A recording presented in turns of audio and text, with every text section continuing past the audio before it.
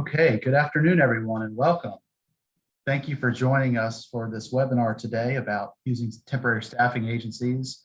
I'm Bryan Starrett. I'm a partner here at Brooks Pierce, and I'm glad to be joined by my colleague and partner, Natalie Sanders. Before we get started, I want to cover just a few administrative rules of the road here. First and foremost, as you may expect, we're going to be speaking a lot in generalities today to try to be as helpful to as many different folks that are coming to this webinar as possible. And so the information we'll be providing today is very general in nature and you shouldn't construe it as any specific legal advice. At the same time, if you have questions throughout the webinar, please put them in the chat. We'll certainly be keeping our eyes on the chat and we'll be glad to try to answer those questions along the way if we can, or certainly at the end if we haven't had a chance to get to your question during the presentation. Finally, there's also SHRM credit available for this webinar.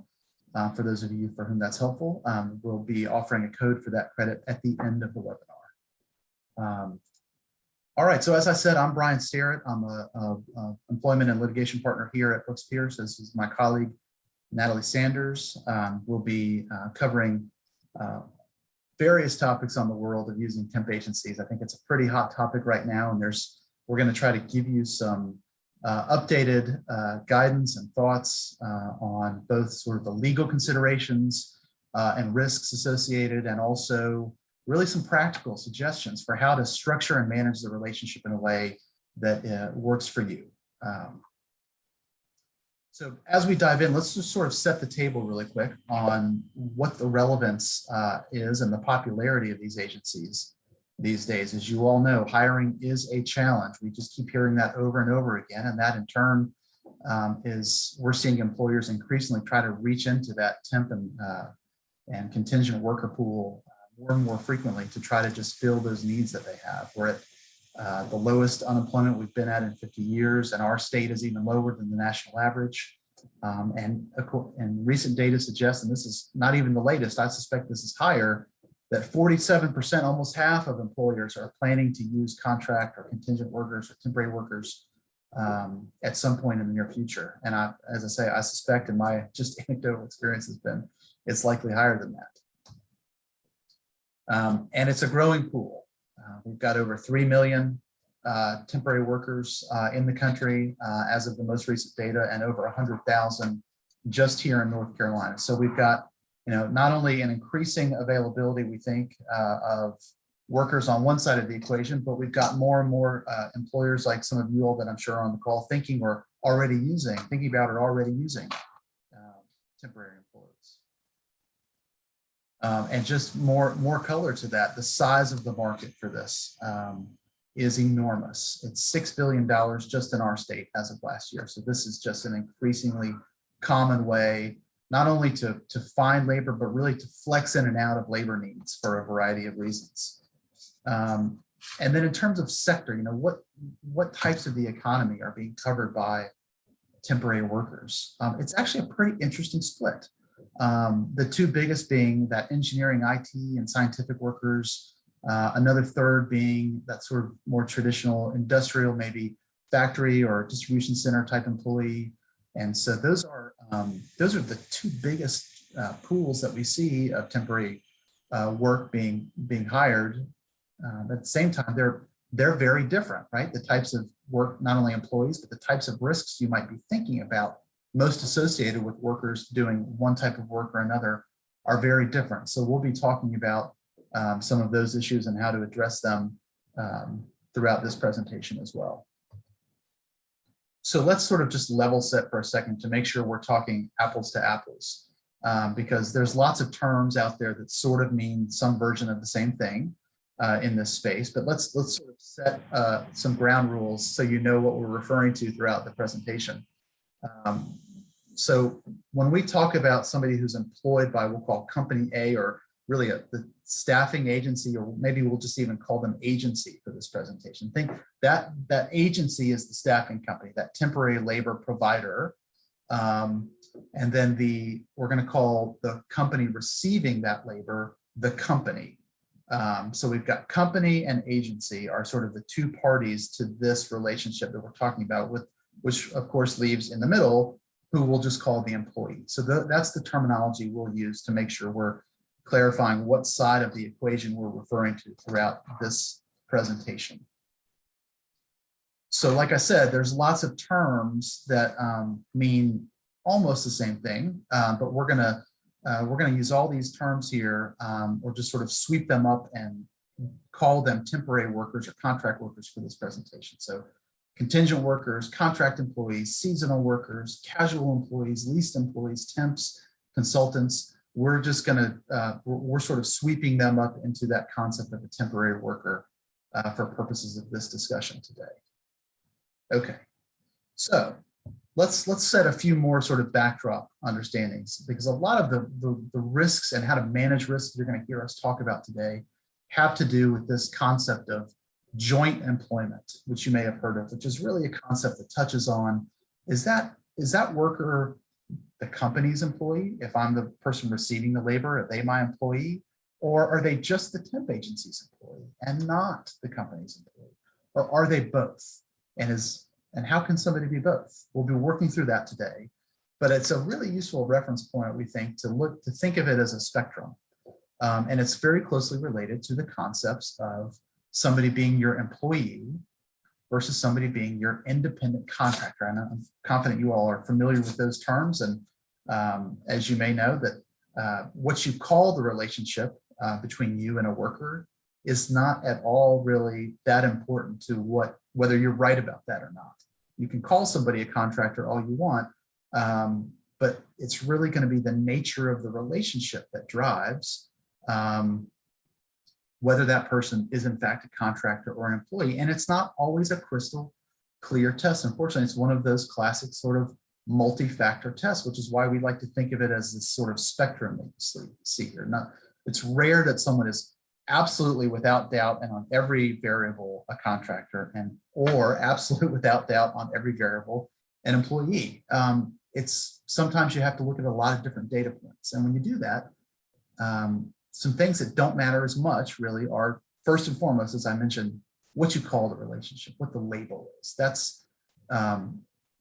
That might help you set what you think the expectations are, but that doesn't mean you've made the right legal conclusion about what the relationship actually is.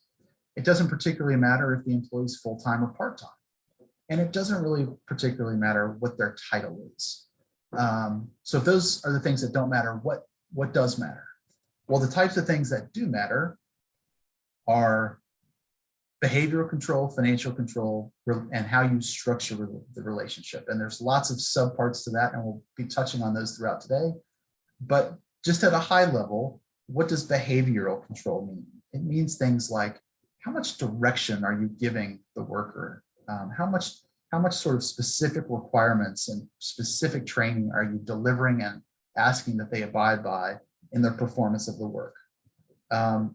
How do they receive assignments? Who tells them what to do? Is it the company? Is it the staffing agency? Is it some of both? Who's responsible for receiving complaints from that person?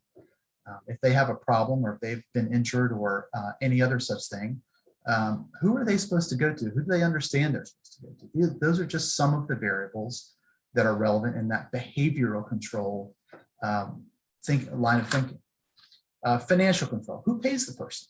Do you pay the person directly? Or do you pay the staffing agency? Do you negotiate pay about that specific worker, or do you just negotiate rates in a more generalized way with the agency? Who reimburses the person for any expenses if they're in a job that requires them to incur expenses? These, again, are just some of the variables underneath financial control. And then finally, the relationship structure. What kind of benefits, if any, are you giving the person? You typically wouldn't think of temporary employees from an agency being benefits eligible. How does the relationship end? Can anybody end it whenever they want? How does that work? What notices are required?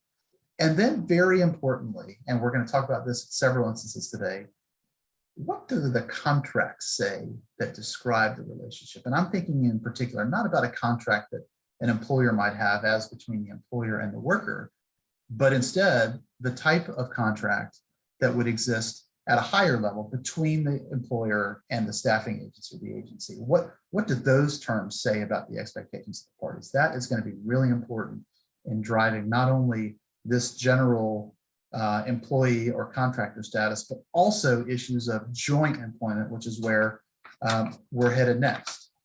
So Natalie, I'm gonna turn it over to you and start us transitioning into more benefits and of the relationship with contract employees. Great, thanks, Bryan. Yeah, so I think everybody's familiar with a lot of the benefits of using temporary or contract workers.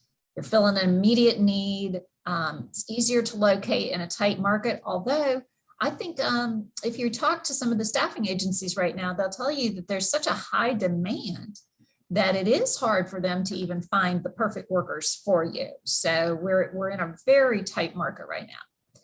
But the other thing that you can get by utilizing the temporary and contract workers is trying out potential future hires. And sometimes there's some money savings there as well. So lots of reasons that people are doing it. The topic of, next slide, please, Bryan. The topic of joint employer liability is one that comes into play here. So Bryan was talking to you about independent contractor and employees, and the contract here is with that temp agency. So that's your contractor. And then where does this person fall? All those factors Bryan was describing for independent contractor versus employee are very similar to what you get when you're talking about joint employer, which just means, are both of us going to be responsible? And there aren't consistent definitions and standards here. It depends on which law you're looking at. And the other thing is that these standards are very much in flux right now. As we've shifted from the Trump administration to the Biden administration, things are changing. So the first example I want to talk about is the Fair Labor Standards Act. Basically, if you are a joint employer with a temp agency, then you're responsible for everything that they do with respect to paying those employees. So if they're not giving the employee minimum wage, or they're not paying the overtime, or they're not keeping the records they're supposed to, then you, as a person using that temp agency and that person, could be liable for what the agency's doing. So that's why the joint employer piece is so important. And we'll talk about it under a few different statutes, but we're going to go fast. And here's why we're going to go fast.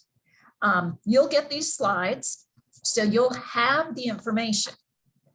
But because of the change in the administration, the rules are trending in the direction of finding joint employment. And we think where we're headed is that in most of these areas, if you're using temporary employees through a staffing agency, if you're controlling what they do, or you have other employees that are doing something similar, you're probably going to be a joint employer. Nevertheless, I need to tell you what the standards are and make sure you understand them a little bit and what flux we're in. So next slide, Bryan. So what happened?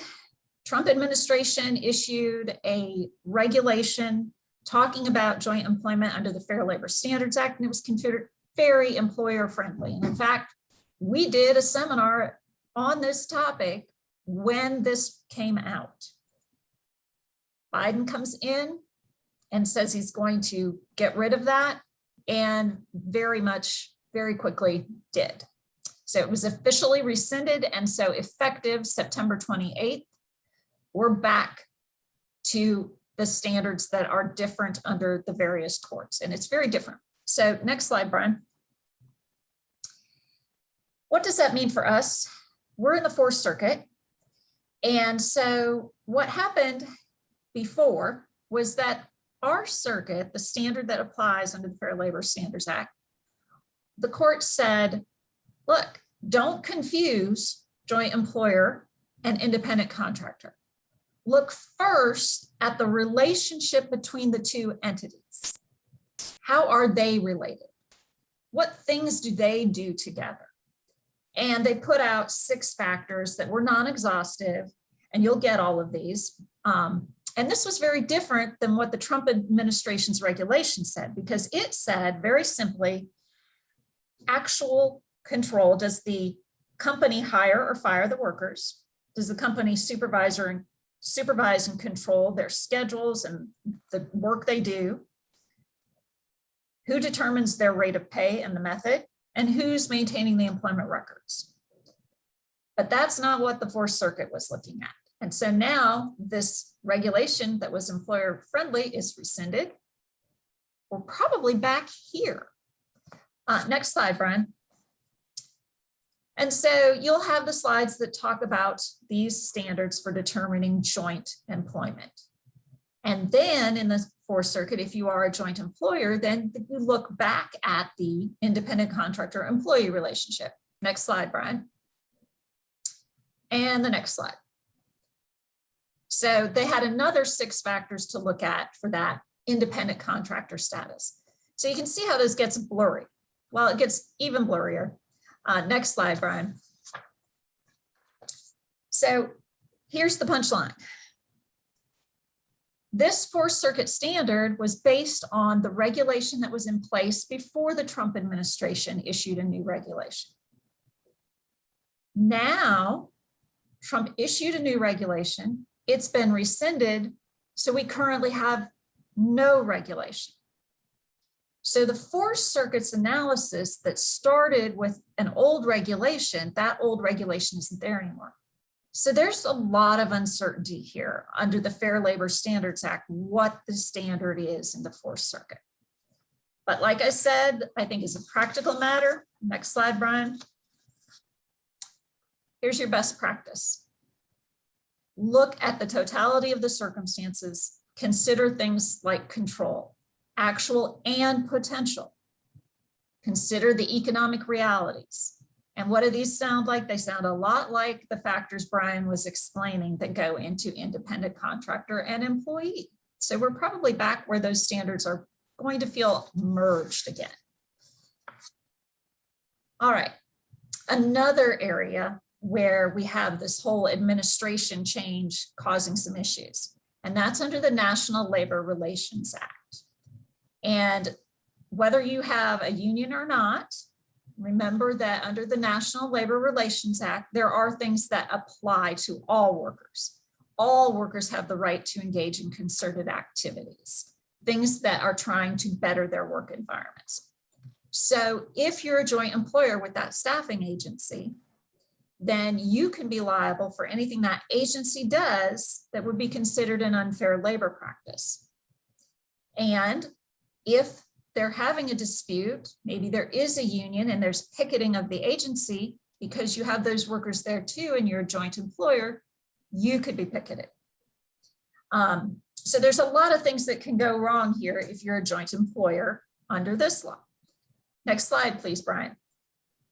So just like with the Fair Labor Standards Act, Trump administration issued a new regulation, a new standard. And this is the standard: share or co-determine the employee's essential terms and conditions.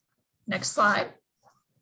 And here's the precise part of that the company must possess and exercise substantial direct and immediate control. And so that you actually have to exercise it. It wasn't just retaining the right to maybe tell them what to do or tell them what to pay them or those things. And that is currently what we have as the standard, but it's going to change because we have a new administration. Next slide, please, Bryan. So these are the essential terms and conditions that they are looking at to see if you're co-determining. Next slide, please, Bryan. So why do I say it's going to change? Because the Biden administration wants to be incredibly employee friendly and union friendly.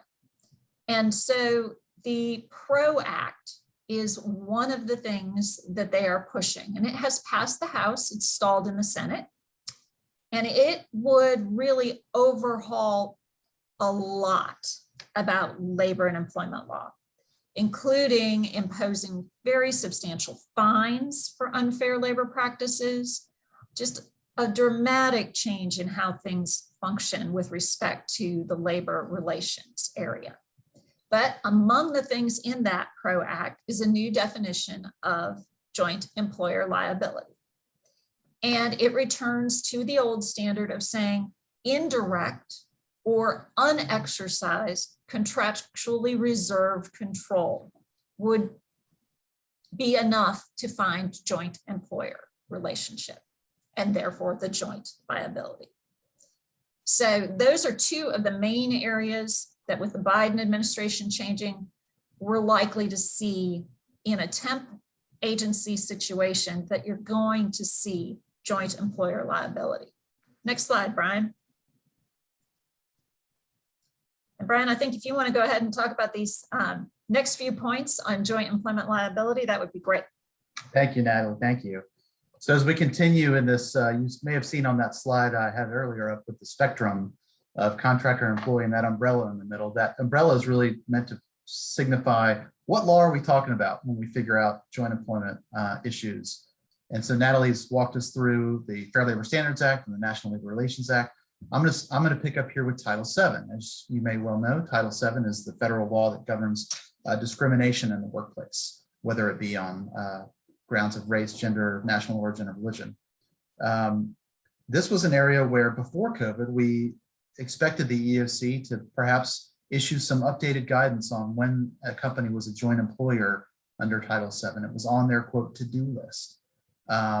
We did not get that updated guidance. And so now we tend to look back towards court opinions, as Natalie referred to, for example, under the FLSA. That's our best resource, except that we also have some somewhat old, but still valid and sort of the high watermark from the EEOC in terms of guidance on joint employers under Title VII.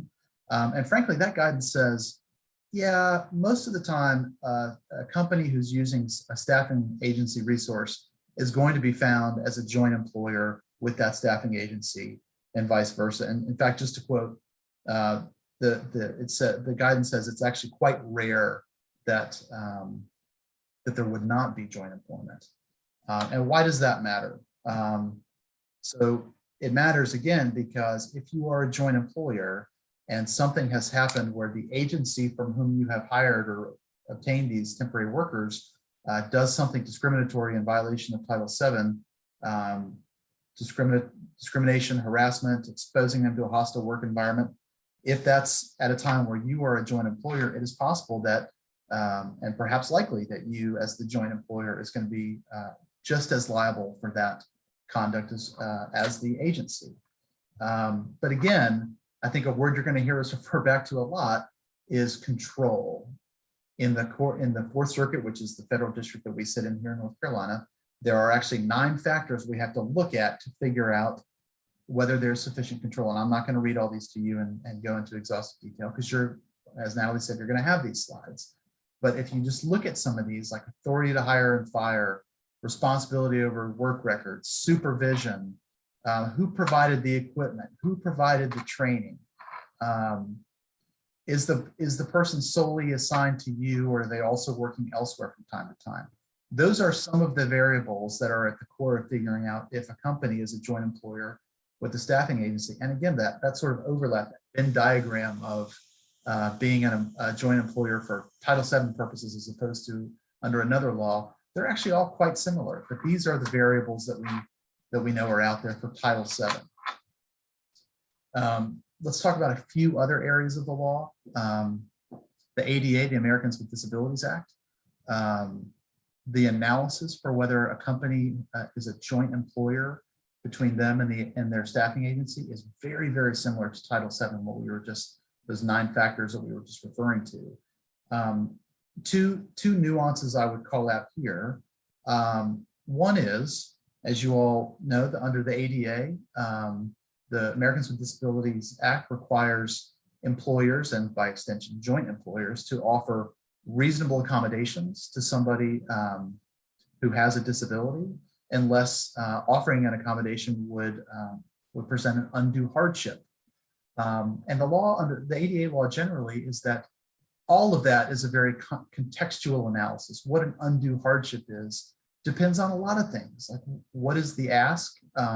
What is the size of the company? What are the resources available to the company, et cetera, et cetera. And in the staffing world in particular, there are some, I think, some interesting additional nuances. For example, if you are contemplating doing a very short term, I've got a 1 week job, a 2 week job, or something in that sort of short term vein that you need some temporary work for, then thinking through whether an accommodation is reasonable or is an undue hardship, it's a pretty different analysis than if you're thinking about that issue through the lens of, well, this is an employee who's just on my payroll, someone I believe is going to be for a long time, I hope, a full-time employee.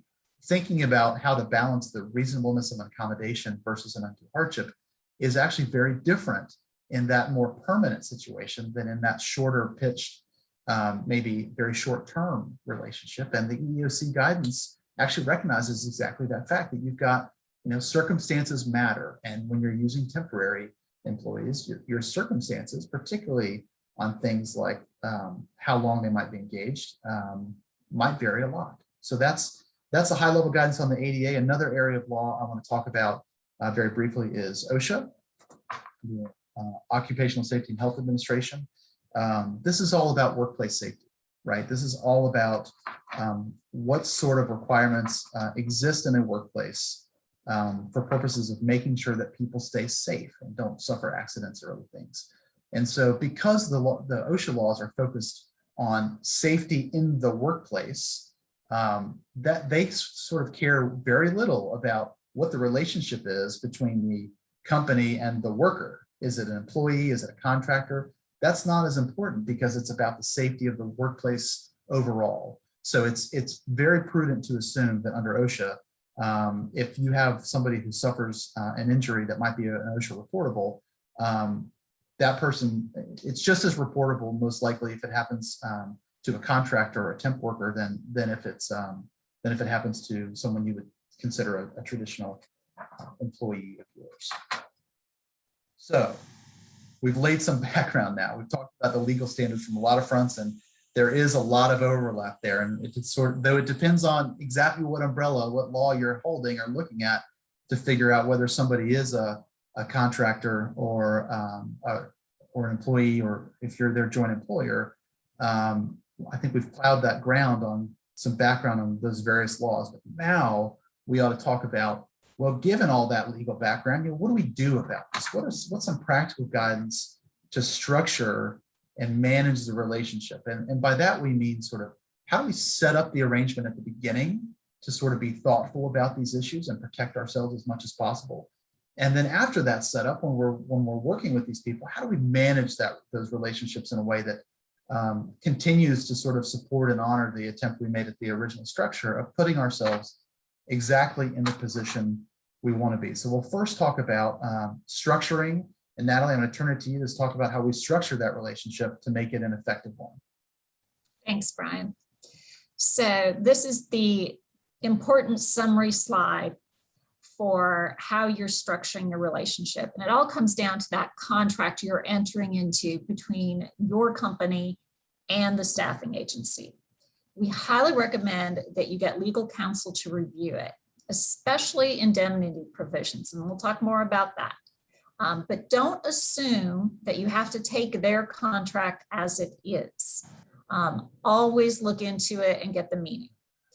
Include in the contract provisions that are going to ensure background checks and screenings are done correctly. But keep in mind, this is another area of the law where if you're a joint employer and they're doing these background checks, there are laws that apply to all of that.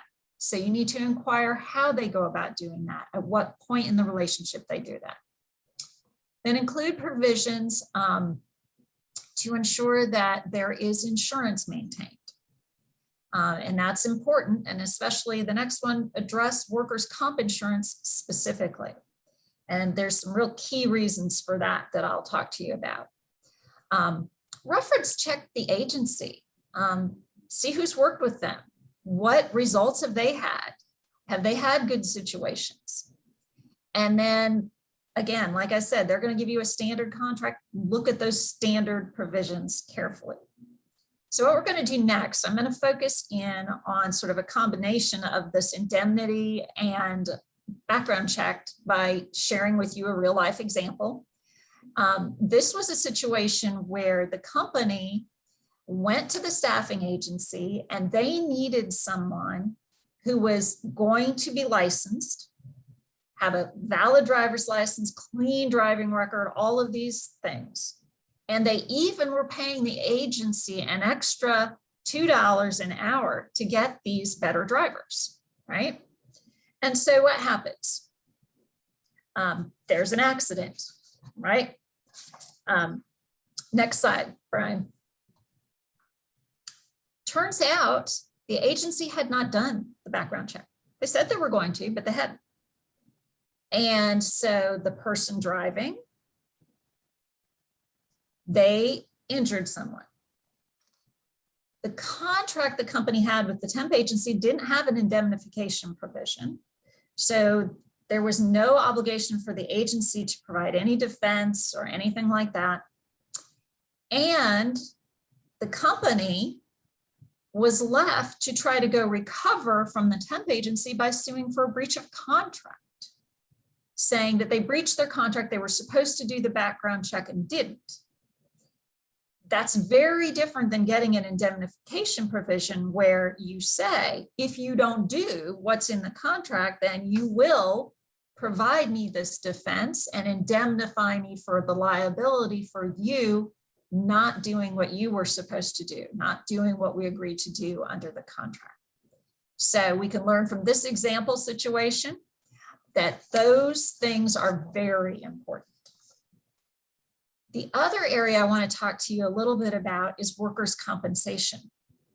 And this area is one where you almost want to be the joint employer. And here's why. Because if you're not, just think through this logically, what does workers' comp do?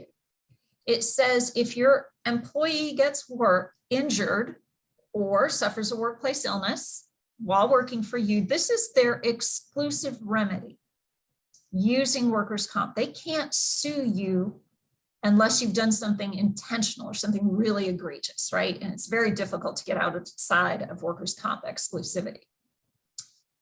But if you say, I'm not their employer, the temp agency is, but the accident happens in your workplace,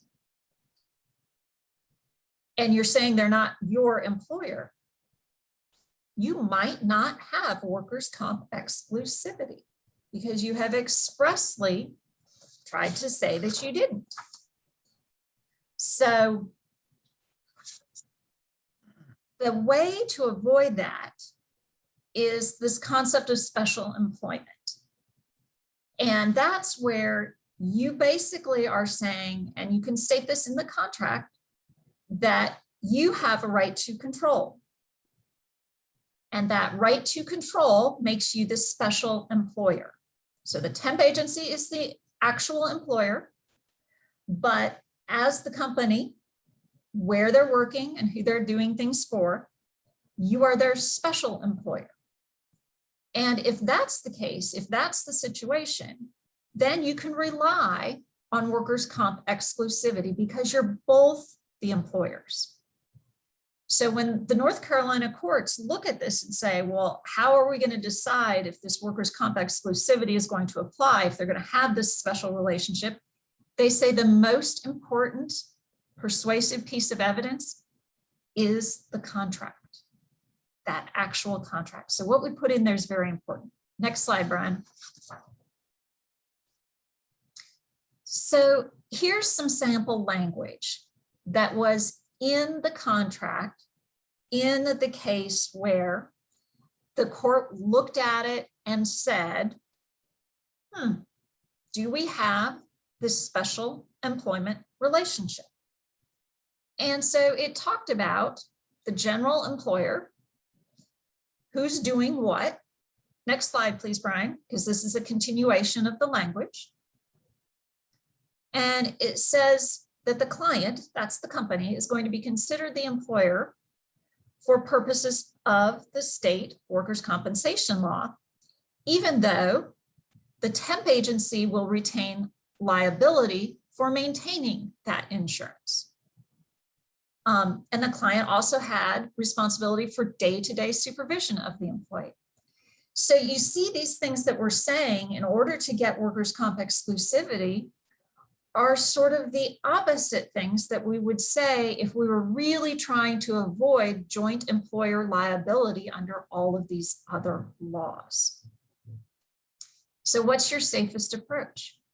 In this current environment, we think that it seems like staffing agencies and the companies that work with them are going to be viewed as joint employers. So go ahead and take advantage of it, right? Go ahead and get that workers' comp exclusivity. And then do other things in your contract to protect yourself. And then the behavioral parts that Bryan mentioned on the other side, do those things to protect yourself. And so that's what we're going to try to do. All right, next slide, please. So let's examine some standard provisions. That's the other way you can protect yourself. And I'm showing you some examples that I've seen in actual contracts that were given to a company by a temp agency saying you should sign this.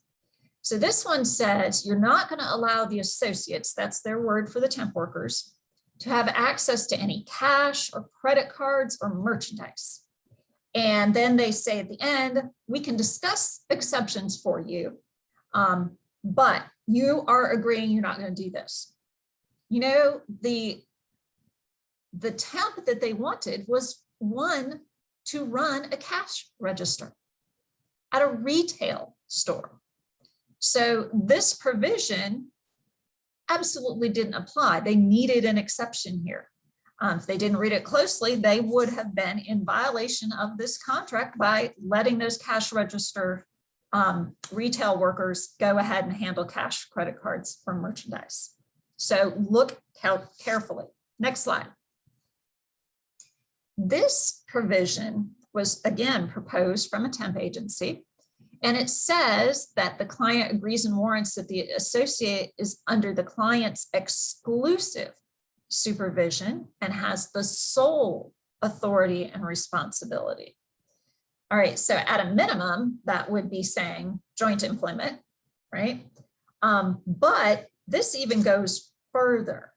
This is making the temp agency not the employer at all. If that's the case, what happens? All of these temporary workers should be under your employee benefits right away. Okay, so we got to watch for that one. Next slide, Bryan. Here's another one.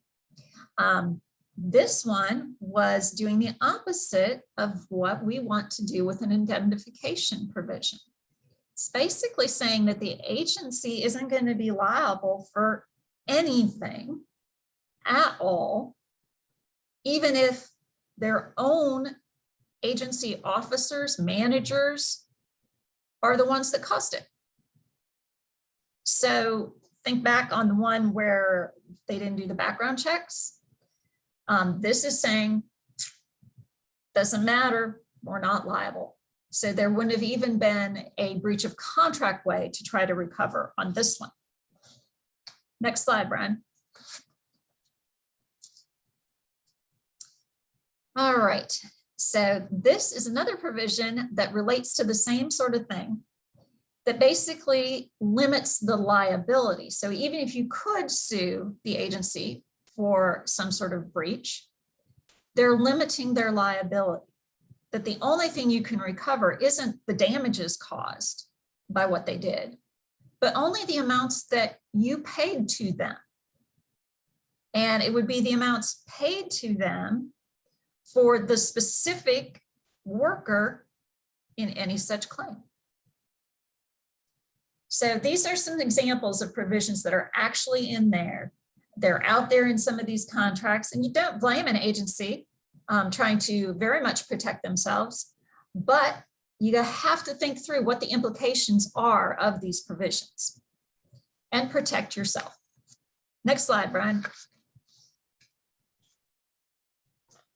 All right, we're going to flip over to Bryan and talk about the other side. So let's assume you are going to be a joint employer, at least in some respects. You're going to take advantage of that workers' comp exclusivity. Well, what do you do if you could be liable under some of these other laws? Thanks, Natalie. So that was really the discussion of that structuring of the relationship, right? How do we set up a contract with this agency in a way that creates the protections we care about most? And I think that, to Natalie's point, that workers' comp piece is a little bit counterintuitive at first glance. Hopefully that helped you understand the nuance of why it's so helpful to get the right language into a contract for work comp purposes. But so let's move beyond that now and talk about managing that relationship. What do we do now that we've got workers or we're getting workers? What do we do to make sure we're managing our risks and our joint employment exposure the way we want to? One thing you can do is try to leave some control over the employees in the hands of the agency. Let them decide which workers you get. And you might put some guardrails around qualifications or needs, like the example Natalie gave with regards to clean driving records. But many times I've seen in professional services or staffing agreements, the absolute request to handpick and vet any particular person. Sometimes that makes sense. Sometimes maybe it doesn't make as much sense. If you can, let the agency decide how to schedule the workers, let them install their own timekeeping system, and absolutely negotiate what you're paying the agency, not what they're paying the workers. One of the goals, of course, of getting temporary workers is to simplify your processes. And one way to keep yourself sort of in line with that is to make sure that you are only sort of talking about what your rate of pay is to the agency without any real regard to what happens downstream from that. Consider training an agency employee who can then train and supervise your workers. If you've got a situation in which you've got seasonal need or sort of forecastable but fluctuating need, such that you could, it might be efficient for you to push that training, that's sort of that threshold introductory training for any given temporary worker out to an agency, that might be a very productive thing to do. Let the agency make final decisions on worker discipline issues. Try not to use agency workers to perform the same duties as regular employees. That's a big issue. People who blur the lines between who's a contractor and who's not, again, going all the way back to that spectrum at the beginning. Doesn't matter what you call the relationship, it matters how it's structured and how it's managed.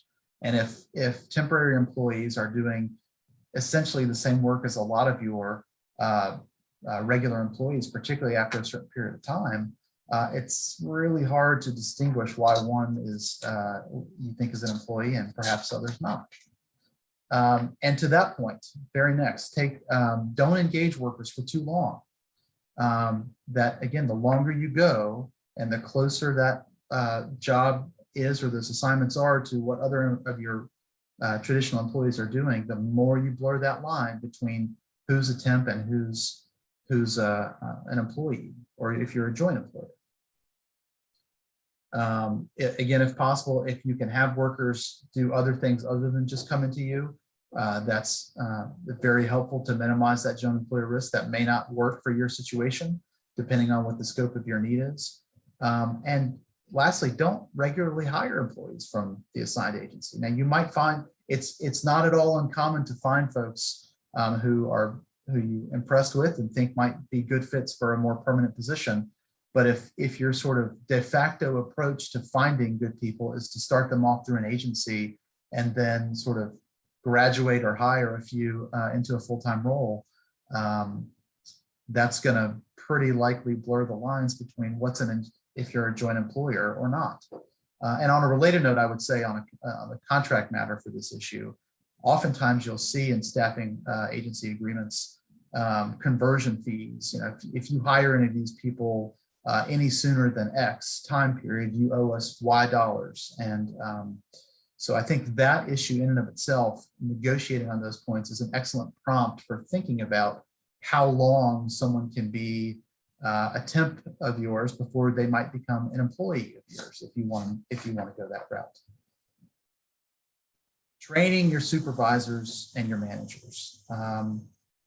Make sure, we think it's a best practice to really let human resources be the point on engaging with temporary agencies and dealing with the structuring and managing of those relationships and any changes that have to be made with any given employee. If you've got to cease using somebody or need to make changes, we think that there's just too many moving parts and too many variables for it to be done on an ad hoc basis. It's probably most efficient to let HR do it more often than not.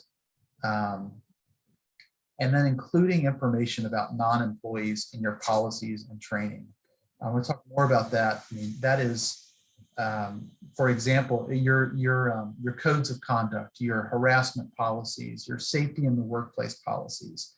I think, as a practical matter, we would all agree that the intent of those policies is to create certain basic expectations or minimum expectations for conduct in the workplace, safety in the workplace, culture, treatment of one another in the workplace, regardless of whether a person is wearing an employer hat or an employee hat, excuse me, or a contractor hat. And so we think that a good practice is to not only flush out those policies in a way that make clear that they don't apply and set expectations just for your true employees, but anybody who's in the workplace. I think I've sufficiently covered that there. And doing training on that point, doing training of your what I'm just going to call your workers, whether they are employees or they are contractors, the same sort of onboarding or policy training and execution and acknowledgments that you do with employees, it's a really good idea to do with your temporary workers as well. Because again, what are you trying to do with those policies? Set basic expectations for harassment and workplace culture and treatment and safety. Onboard those people for their work just like you would traditional employees. Now, again, this is as to policies and not necessarily as to the direction of the type of work you're going to do, if you're able to distinguish between those two. But if you can, it's actually a useful distinction. And finally, emphasizing to your temporary workers that if they've got concerns about the work they're doing or any other things that they're seeing in the workplace, they ought to go to the agency.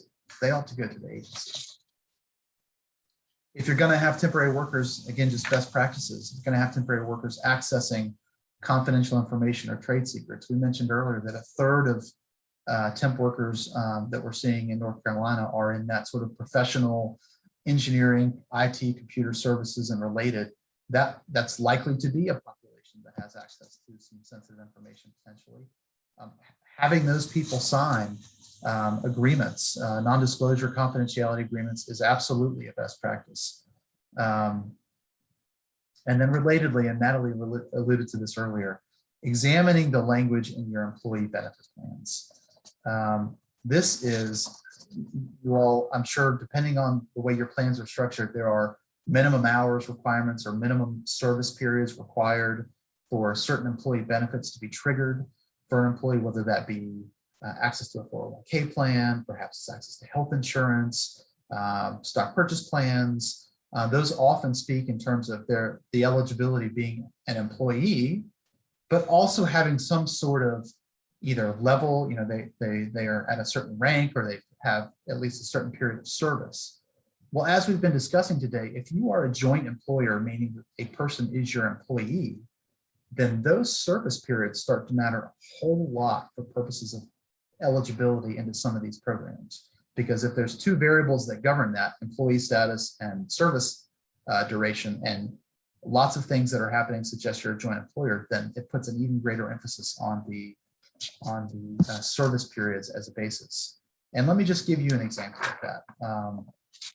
This is an example from Microsoft that we sort of colloquially refer to as the permatemp case, or permanent temp workers, called permatemps. What was going on there? So Microsoft had thousands of workers that it had hired on essentially what they thought was a temporary basis, through these staffing agencies, was not eligible. These people were not eligible, or were not made to be eligible under Microsoft's interpretation for stock purchase plans, for example, because those plans said things like you had to be an employee and you had to be on US payroll. And in fact, people coming into work from agencies signed acknowledgements sort of stating, yes, I understand I'm not getting benefits and that I'm not eligible for that as well. In fact, these folks were doing all the things we've talked about today that would sort of lend your the analysis towards joint employer, doing the same work as a lot of the regular employers, have the same supervisors, using the exact same equipment and supplies, and working for a really long time, 1 or 2 years even. And all of that these are all those variables that blur that line on that spectrum between being, whether you're an employer, joint employer of these people. And so Microsoft actually ended up being found that even though that the language of their benefit plan said, well, if you're not on US payroll, you're not eligible, that didn't do enough work. All of these temp workers were found to be eligible for these benefits, particularly in the stock purchase plan. And that ended up costing Microsoft, they settled for about $10,000 a piece with about 8,000 temp workers. And that's a big number, almost $100 million. So as a practical matter, the way you integrate people into your workplace when they are coming from agencies, how they are sort of onboarded, how they're treated in terms of the similarity and the oversight of their work, how long they're in those positions, and the language of your benefit plans, all of these work together to really drive what might be an outcome you didn't anticipate in terms of them being found to be not only you being a joint employer for purposes of all the laws we talked about today, but perhaps even for benefit plan purposes, which is probably a very unanticipated and unintended consequence. All right, so we'll stop there. We've got, just want to make sure we have any questions here. I will take a moment before we turn to the SHRM code. I've got the chat up, or if anybody has any questions, we're happy to take those now. I don't see any popping up in the chat yet, but we'll give people a chance for that. Bryan, maybe while we're waiting, we could talk a little bit about our COVID world and some of the specific things there that might be implicated for how we would handle temp workers. So where do you think that falls? What an interesting and timely question. I think we're starting to see, as some of you are aware, we saw the president's order, executive order come out about 10 days ago now, sort of forecasting OSHA to put out some guidance about vaccinations and testing. But that was really in broad strokes, so we don't know what the details of that are going to be. And so it's very possible we're going to see a lot of detail on that guidance coming out from OSHA in terms of workplace specific safety requirements that I would expect are just as applicable to any temp worker as they are to employer. Or employee? What do you think, Natalie? Yeah, I'm hoping that when OSHA comes out with that guidance, they'll be very clear what constitutes an employee. But I suspect because it's a focus on the workplace safety, that they may expressly say that temporary workers may be included in that count. It's possible.